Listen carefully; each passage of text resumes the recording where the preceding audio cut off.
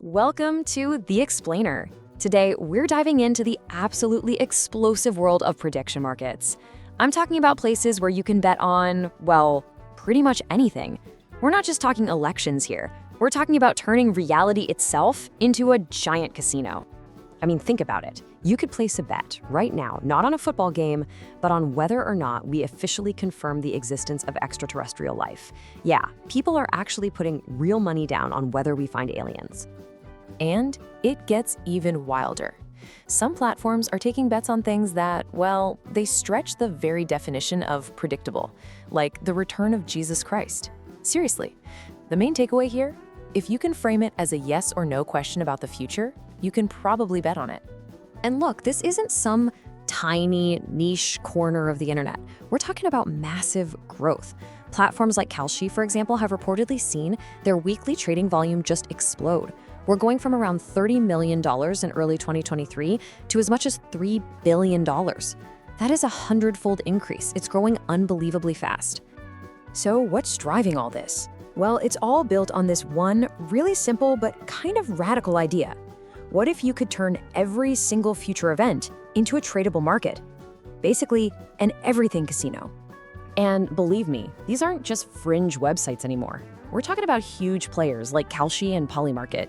They're partnering up with names like CNN and Major League Baseball. You've got Google integrating their data. Heck, even the owner of the New York Stock Exchange has invested. This whole thing is going mainstream, and it's happening really, really fast. Okay, so let's get into the nitty-gritty. How does this actually work? And maybe more importantly, how is it any different from just, placing a bet in Vegas? Well, at its heart, a prediction market is really a market for information. Think of it like this. You're buying shares in a future event. It's always a simple yes or no outcome. The price of that share, which can be anything from 1 cent to 99 cents, is basically the market's collective guess. It's real-time probability of that thing actually happening. And here is the absolute key difference from traditional betting. You're not betting against the house. There is no house. It's peer-to-peer. So for you to bet yes on something, someone else out there has to take the other side of that bet and say no. The platforms themselves, they just make a tiny bit of money from transaction fees. They don't profit when you lose. Okay, so whenever you see this much money moving this fast, you know what's coming next, right? A huge fight over who gets to be in charge. And that's exactly what's happening. So to understand this fight, you need a little bit of context. Before 2018, sports betting was basically illegal almost everywhere in the US. Then, a massive Supreme Court decision blew the doors wide open. And now? Today, almost 40 states have legalized it, and they're pulling in billions in tax revenue. And that's where the showdown begins. See, those states are looking at these prediction markets and they're not happy. They can't control them, they can't tax them, so from their perspective, it's just illegal gambling. But the platforms fire back and say, whoa, hold on, we're not gambling, we're a financial market, just like trading futures on wheat or oil. And they say they're regulated at the federal level by the CFTC. I mean, it's getting really heated. Arizona is actually filing criminal charges over this. And the feds, they are not backing down. The CFTC, which used to be a little more skeptical, has recently come out swinging to defend these markets. This quote from the agency basically says it all. Challenge our authority and we'll see you in court. They've drawn a very, very clear line in the sand. This whole mess brings us to maybe the most fascinating and ethically blurry part of all this. The question of cheating, or, what Wall Street would call insider trading. Is it a feature or is it a bug? Right. So, in the stock market, if you trade on non-public, inside information, you go to jail. It's illegal. Period. But in the wild world of prediction markets, some people argue that it's not a bug. They say it's the entire point. The idea is that inside information acts as a signal. It's valuable data that actually makes the market's predictions more accurate. And the classic example of this, the one everyone talks about, happened on a platform called Polymarket. There was a bet on whether Venezuelan leader Nicolas Maduro would be removed from office. And right before it happened, someone, or maybe a group of people, started placing huge, anonymous yes bets. It looked a lot like they knew something the rest of us didn't. And the results? Well, when the news finally broke, those bets cashed out. to the tune of $400,000.